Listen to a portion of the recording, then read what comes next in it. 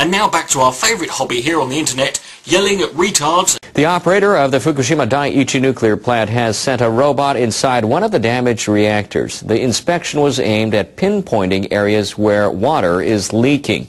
The utility needs to repair the leaks before it can remove fuel rods and decommission the plant.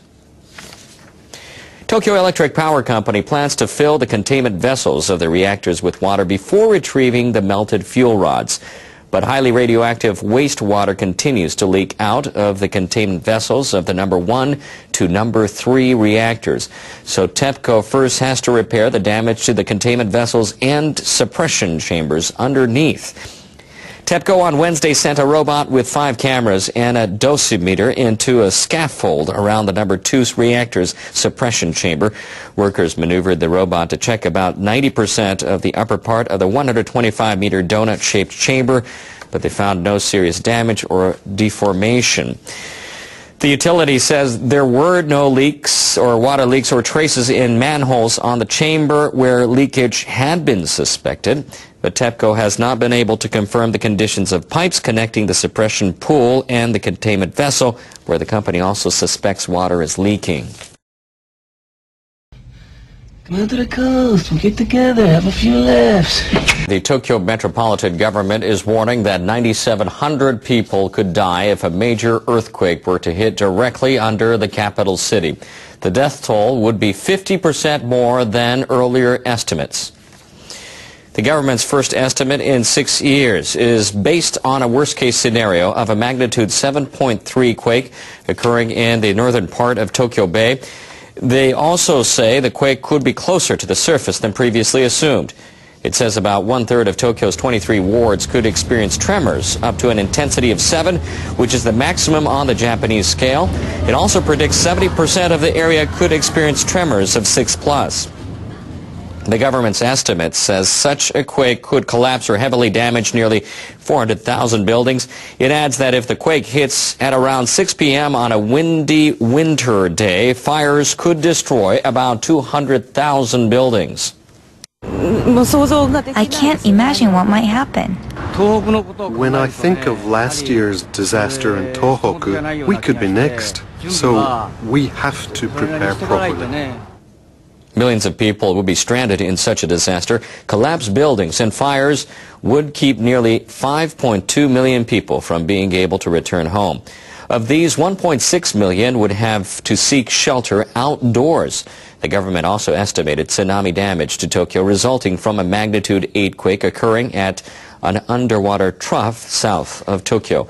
It says a tsunami up to 2.6 meters high could surge into Tokyo Bay, but will be blocked by seawalls and floodgates. But the government says if all the floodgates were damaged by the quake and could not be shut, 16 wards would be partially flooded up to about 1 meter. That would destroy or heavily damage up to 2,500 buildings.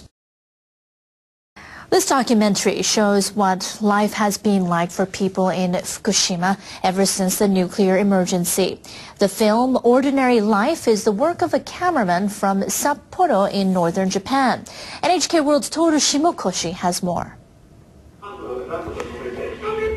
About 400 people turned out for the premiere in late March.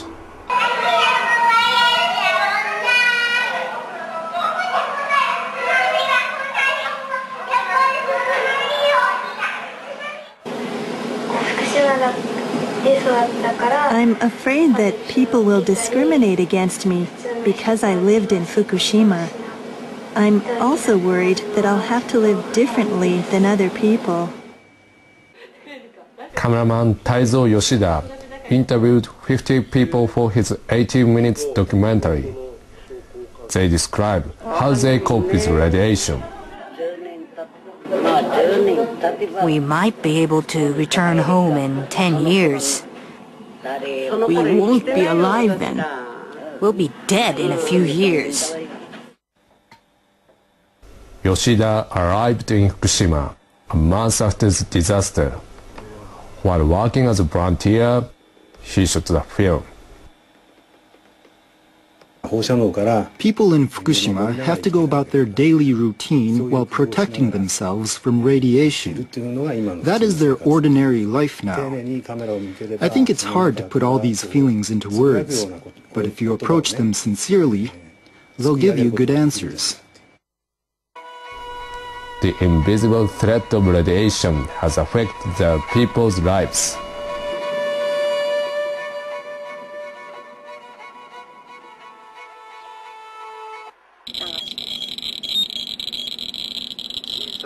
This woman is measuring radiation levels outside her home.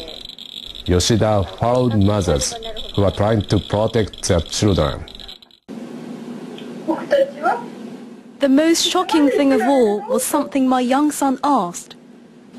Mom, how long will we live?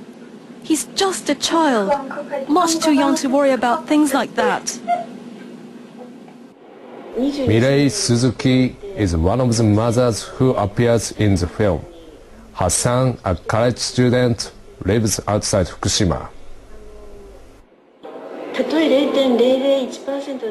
Even though there's less than a 1% chance, radiation could still affect my son. So I keep saying to him, for your mother's sake, don't come back to Fukushima. The last time I saw him was New Year's Day, 2011.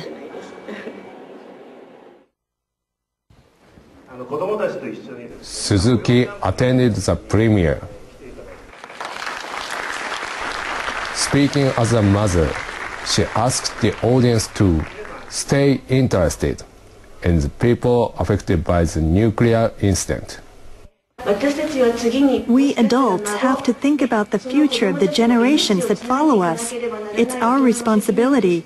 I hope that people will continue to hold on to their memories of the ordeal in Fukushima.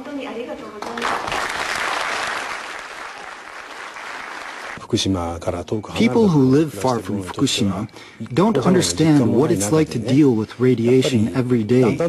Eventually, they will spend less and less time thinking about it. Through this film, you can listen to the residents and think about them. Yoshida is preparing the English translation of this movie. He's hoping to screen the film in Canada and the US this summer, and he'll keep filming in Fukushima in preparation for a sequel. Municipal leaders in Japan's northeast are making the best of a bad situation. Last year's tsunami devastated coastal towns and cities. Evidence of the destruction still remains.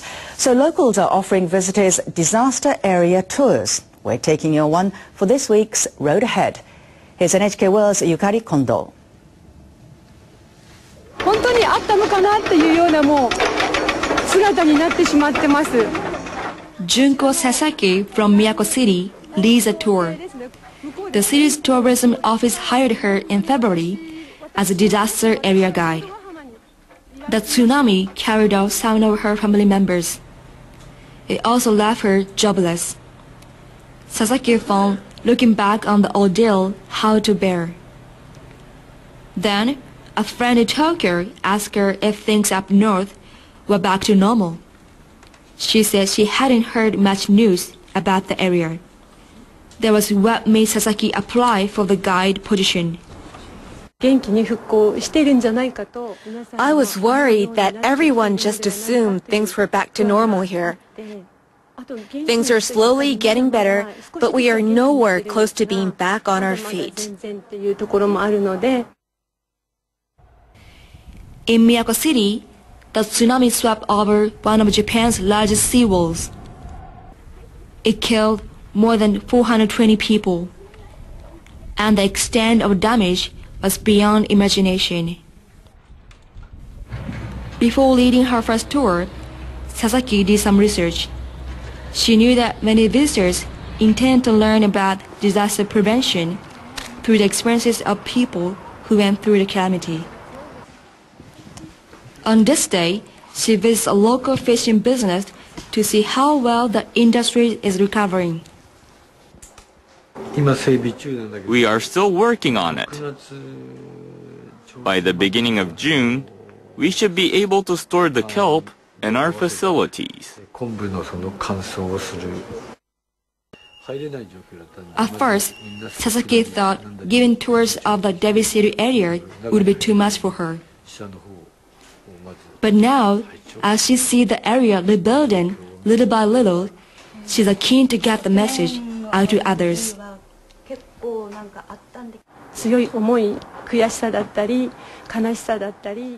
I want to know how everyone in the area actually felt. Frustration, sadness, regret, all of it. And I want to be the one to convey these people's feelings to our visitors as much as possible. Finally, Sasaki's first day as a disaster area guide. She works with a group of about 40 people from Tokyo.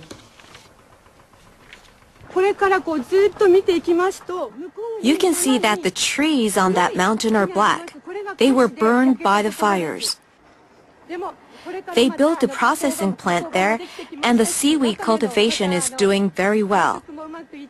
We are very relieved, and our optimism is gradually returning. Thank you all for coming. Listening to the stories of what happened at each spot weighed heavily on me. But it was worthwhile. We were hesitant about coming here, but it has been really wonderful. I have seen, heard, and felt much. I want to tell others who plan to come here about my experience. I was thrilled by how everyone listened to me so intently. I hope I succeeded in conveying my feelings to them.